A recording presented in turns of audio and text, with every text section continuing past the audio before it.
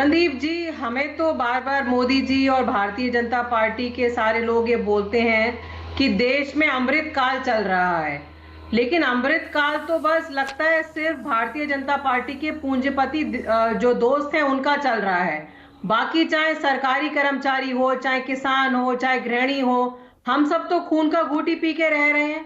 आप बताइए, जो सरकारी कर्मचारी 30-40 साल, और मेरे घर में आधे से ज्यादा लोग सरकारी कर्मचारी रहे हैं, जो इतने साल देश के लिए अपना टाइम देते हैं, एक बहुत बड़ा उनके लिए अट्रैक्शन होता है कि जब हम रिटायर होंगे तो हमें एक ढंग की पेंशन मिलेगी।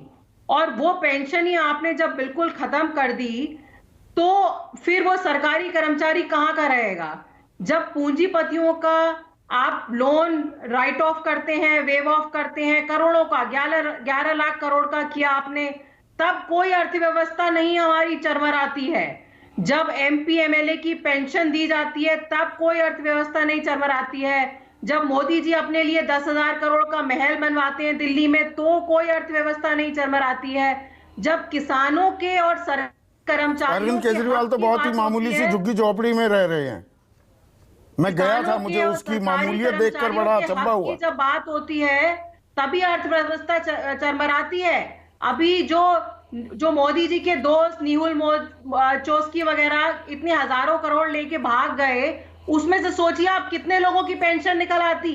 नहीं नहीं, भला करने आप निकले हैं। पंजाब का जो कर्ज है जीडीपी का 53% है। राज्यों में सबसे बुरी माली हालत पंजाब की है। खोलने को तो पूरे खजाना जो तिजोरी के खोल दीजिए सबके लिए, सबका भला कर दीजिए। वो पैसे आएंगे कहां से? या बेड़ा गर्क हो जाएगा। संदीप जी, दो बातें कहना चाहूंगी। पहली बात तो ये कि पंजाब में बहुत टाइम से कांग्रेस और अकाली दल की सरकार रही है। बहुत बुरा फिस्कल मिसमैनेजमेंट हुआ है, उसके बारे में मैं ज्यादा नहीं बोलूंगी। और हमारे को सिर्फ 6 महीने हुए हैं। ऑलरेडी 6 महीने में हमारा कलेक्शन जो है पिछले साल के कंपैरिजन में 20% ज्यादा हो चुका है, एक क्वार्टर में ही। पहली बात। दूसरी बात, जो जब से मोदी जी की सरकार आई है, जो पूरा हमारा जो शेयरेबल पूल ऑफ टैक्सेस है वो दिन पे दिन घटता जा रहा है।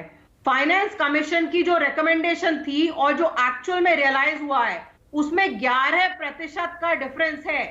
तो केंद्र सरकार सारा स्टेट्स का पैसा लेके बैठ गई है और स्टेट्स को पैसा देते नहीं है। अब पूरे देश में इतनी डाइवर्सिटी है, एक स्टेट दूसरे स्टेट से बिल्कुल अलग है। तो स्टेट गवर्नमेंट्स को हमें फ्रीडम होना चाहिए कि हम अपनी पेंशन स्कीम्स ये सब हम खुद डिसाइड करें ना। केंद्र सरकार एनपीएस का क्या होगा? एनपीएस में जिसके पैसे अटके हुए हैं, राज्य सरकार को वापस देने से साफ मना कर दिया है केंद्र ने। क्या करेगा वो? बिल्कुल, ये तो बिल्कुल गलत है संदीप जी। ये वो तो कह रहे हैं प्रावधान ही नहीं है। आप लोगों ने प्रावधान पढ़ा नहीं पीएफआरडीए का। स्टेट्स को जब पैसा वापस नहीं देंगे तो स्टेट्स जो है अपनी योजनाएं को कैसे हम लोग अपनी योजनाएं इंप्लीमेंट करेंगे, आप बताइए।